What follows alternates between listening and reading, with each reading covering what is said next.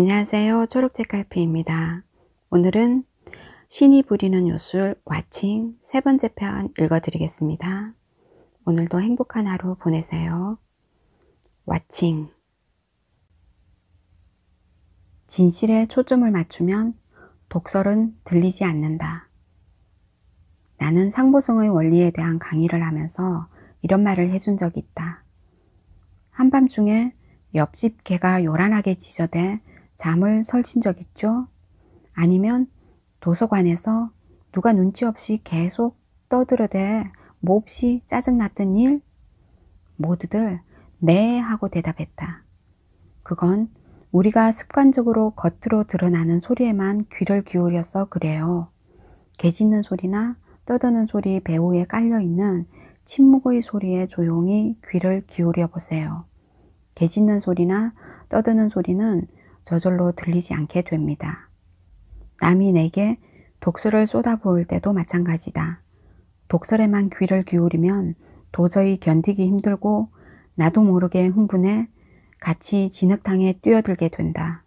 하지만 독설 대신 독설 속에 숨겨진 진실을 캐내겠다고 마음먹으면 독설은 시냇물처럼 그냥 흘러가 버려 들리지 않게 된다. 그 말을 유난히 주의 깊게 들었던 한 남학생이 몇 주 후 자진해서 입을 열었다. 시골 출신으로 평소 말수가 적고 발표하라면 뒤로 빼곤 하던 학생이었다. 그가 주말에 고향을 향해 고속도로를 달리던 중이었다. 중간에 가다 보니 바로 앞선 차가 어쩐 일인지 삐뚤빼뚤 차선을 넘나들고 있었다. 그러자 옆 차선에서 달리던 차가 갑자기 그 차 앞에 획 끼어들더니 차를 멈춰섰다. 끼익! 그도 급브레이크를 밟았다. 위험천만한 순간이었다. 갑자기 세운 차에서 20대 초반쯤의 운전자가 뛰어내렸다. 그러더니 삐뚤거렸던 그의 앞차로 다가가 사태질을 하는 것 아닌가. 야, 이 XX야, 차선 똑바로 지켜. 앞차에는 중년의 신사가 타고 있었다. 졸음이 쏟아졌었나 보다. 청년은 한참 독설을 쏟아냈다. 신사보다 20년 이상 어려 보였다.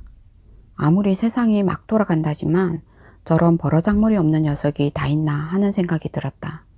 하지만 어쩔 것인가. 그런 녀석과 맞섰다가는 도로 한복판에서 기막힌 이전 투구가 벌어질 게 뻔했다. 봉변을 당할 수도 있다. 그런데 중년 신사의 입에서는 뜻밖의 말이 나왔다. 죄송합니다. 제가 차선을 좀 벗어났나 보네요. 놀라게 해드려 죄송합니다. 신사는 공손한 목소리로 사과했다. 욕설을 퍼붓던 청년은 흠칫 놀라는 기색이었다. 마치 뭔가에 뒤통수를 얻어맞은 듯 말없이 자신의 차로 돌아갔다. 그 남학생도 다시 페달을 밟으면서 뿌듯한 깨달음을 느꼈다. 수업 시간에 배운 상보성의 원리가 퍼뜩 떠올랐어요. 신사는 청년의 욕설이 바가지로 쏟아졌지만 그걸 그냥 흘려보낸 거였어요. 대신 차선을 똑바로 지켜라는 말에서 진실을 본 거죠. 그 진실을 캐내 자신을 가다듬는 거울로 삼았던 겁니다. 그의 말이 끝나자 한쪽에서 와 하는 소리가 들렸다. 상황을 꿰뚫어 보는 그의 날카로움에 대한 경탄이었다. 나도 그의 분석에 완전 감동이었다. 신사는 쏟아지는 독설은 모두 흘려버리고 오로지 그 속에 숨어있는 진실의 알갱이를 찾아내는 데 초점을 맞추었던 것이다. 저 젊은이가 내게 저토록 독설을 쏟아내는 데는 분명히 이유가 있을 거야. 내가 잘못한 게 뭐지? 그는 자신을 완전히 비웠다. 그리고 자신이 차선을 똑바로 지키지 않았다는 사실을 알고는 공손히 사과했다. 비굴하고 바보 같은 짓일까? 전혀 그렇지 않다. 그는 자신의 몸을 도구로 채우길 거부하는 현명한 길을 택했다. 대신 독설 속에서 자신의 잘못을 캐내 자기 발전을 위한 긍정적 거울로 삼았다. 독설은 독이 된 게 아니라 오히려 득이 됐다.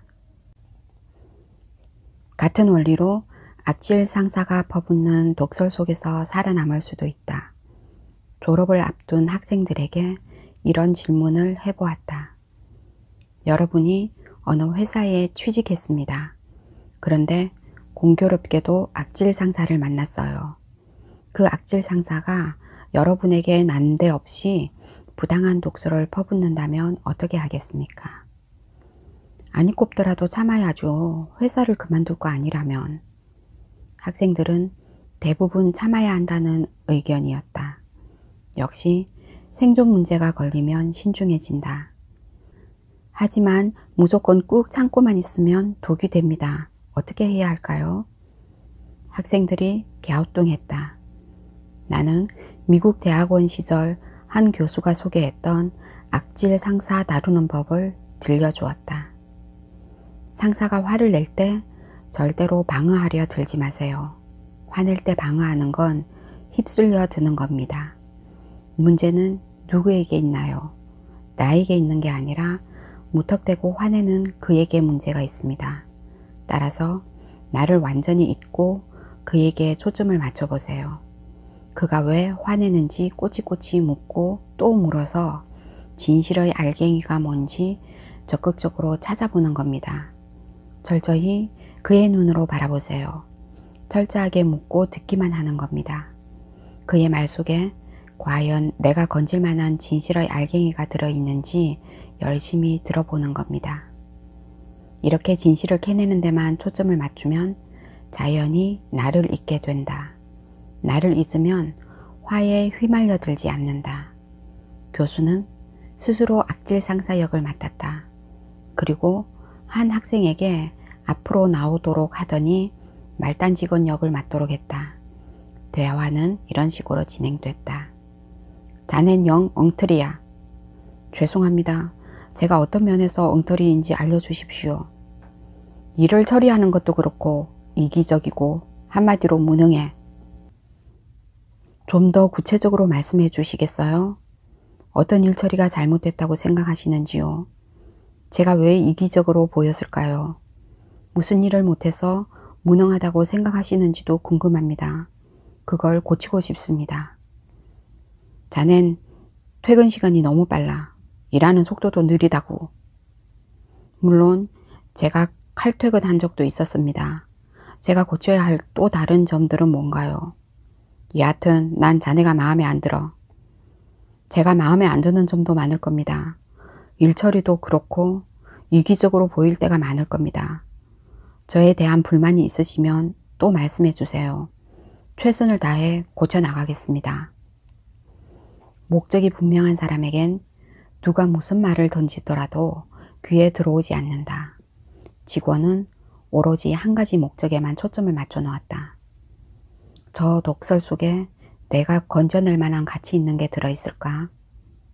이렇게 초점이 맞춰지니 초점을 벗어난 독설은 그냥 허공에 흘려갈 뿐이었다.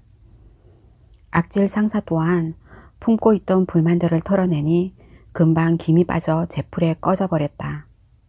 상황이 끝나자 직원은 큰 자부심을 느꼈다. 모든 말싸움이 그렇다. 싸움이 끝나고 나면 화를 터뜨렸던 쪽이 되레 자괴감과 패배감을 갖는다. 아리스토텔레스는 말싸움이나 비난에 대처하는 방법에 대해 이런 말을 남겼다. 비난은 아주 쉽게 피할 수 있는 것이다. 아무것도 말하지 않고 아무런 행동도 하지 말고 나 자신이 아무 존재도 아닌 것처럼 행동하면 된다. 남 탓은 스스로를 무력하게 만든다. 그녀는 대학을 졸업한 뒤 직장에 잠깐 다니다 결혼했다. 결혼하자마자 남편이 직장을 그만두라고 했다. 그런데 아이를 낳자마자 남편의 잇따른 사업 실패로 평생 갚아도 절대 갚을 수 없는 엄청난 빚더미에 파묻혀 버렸다. 밤이면 밤마다 사채업자들이 찾아와 행패를 부렸다. 갓난아기 딸에게 우유 살 돈조차 없었다. 하도 막막해 몇 번이나 자살을 결심하기도 했다. 자신이 사업하다 망했으면 억울하지는 않지. 그녀는 남편을 잘못 만나 인생을 완전히 망쳤다고 생각했다. 시댁 식구, 남편 친구들. 남편과 관련된 사람은 무조건 원수처럼 여겨졌어요. 모든 게 남편 탓이라고 생각했으니까요. 빚더미만 바라보며 남을 탓하다 보니 스스로는 피해자로 전락하고 말았다. 스스로는 아무것도 못하며 신세타령만 하는 무능력자가 돼버렸다. 하지만 갓 태어난 어린 딸은 어떻게든 당장 먹여 살려야 했다. 우유값이라도 벌어볼 일념으로 그녀는 구인 광고를 뒤적였다. 하지만 기가 막히게도 시내버스 토큰 하나 살 돈조차 없었다. 옆집 아줌마에게 토큰 3개를 빌려 찾아간 곳이 바로 화장품 회사였다. 영업사원 교육 시간에 사장은 정신교육부터 시켰다. 내 생각이 머무는 곳에 내 인생이 있고 현재 내가 불행하다고 생각하는 모든 것은 내 탓입니다. 남을 탓하는 습관부터 버리세요. 이 말이 어찌나 전곡을 찔렀던지 교육 도중 그녀는 화장실에 달려가 엉엉 소리내어 울었다. 그리고 그 순간부터 세상을 전혀 다른 눈으로 보기 시작했다. 자나깨나 남만 탓하던 시각이 자신을 탓하는 시각으로 돌아섰다. 그러다 보니 스스로 할 수 있는 게 보이기 시작했다. 시각이 바뀌니 행동이 바뀌고 행동이 바뀌니 숨어있던 능력이 튀어나왔다. 마침내 스스로 운명의 주인이 됐던 것이다. 첫 보름 동안 단 한 건의 주문도 받지 못했지만 그녀는 남을 탓하지 않았다. 자신의 능력 부족 탓으로 돌리고 때로는 음식점 종업원들을 상대로 때로는 밤을 새가며 세일즈 연습을 했다. 뼈를 깎는 노력 끝에 그녀는 세일즈 여왕이 됐고 입사 12년 만에 부회장 자리에 우뚝 설 수 있었다. 우리나라 화장품 업계의 신화로 통하는 박형미 씨가 29살에 겪었던 일이다. 내가 그녀를 만났던 건 2000년대 중반 그녀가 연봉 12억 원의 화진 화장품 부회장이었던 시절이다. 그런데도 그녀는 잠자는 시간이 아까워 겨우 2시간밖에 자지 않는다고 말했다.